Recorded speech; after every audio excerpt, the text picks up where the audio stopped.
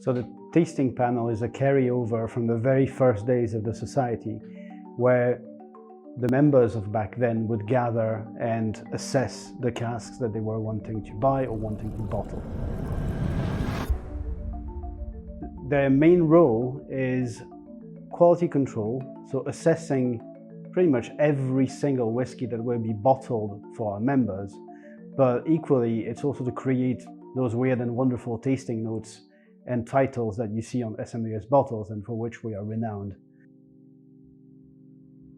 We will sit down, a session tends to involve about 10 samples, and we just go through it methodically. So there will be unreduced nosing, bit of discussion, taste.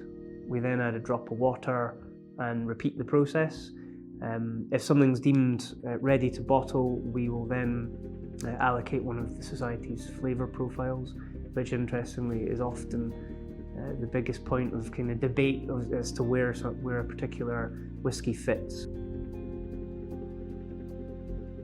To my knowledge, the tasting panel, the way it exists in the Society, is a unique organization. It's pretty much a unique feature. You know, I might stand corrected if another whiskey company does do the same, and you know, I'll happily admit it, but to the best of my knowledge, there's not really anyone else that functions the way we do.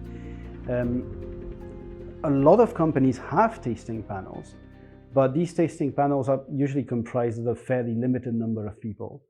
Whereas with the Society, you're talking at the bare minimum about 30 different panelists, which are not always working together, and it's pretty much potluck who will end up working with whom.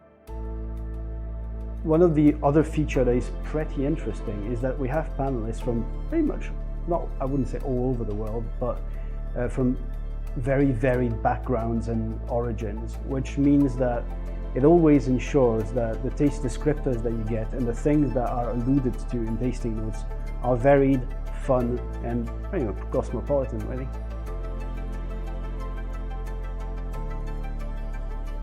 So the Society is all about flavour and enjoyment, and I think the tasting panel really embodies that, with the wonderful, colourful descriptors, and then of course the flavour profiling as well. The panel is absolutely key to describing our whiskies to members in terms of flavour.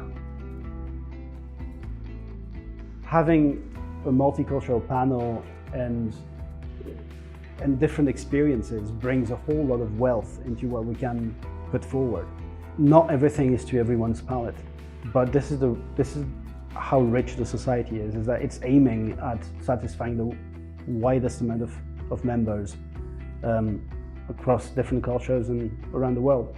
I can guarantee you that people abroad, in Germany, in Sweden, in China, in Japan, will not like the same types of whiskey. And this is why you find such a wealth of different flavors. This is what the Society has been doing from the get-go, and this is what we're sticking to right now.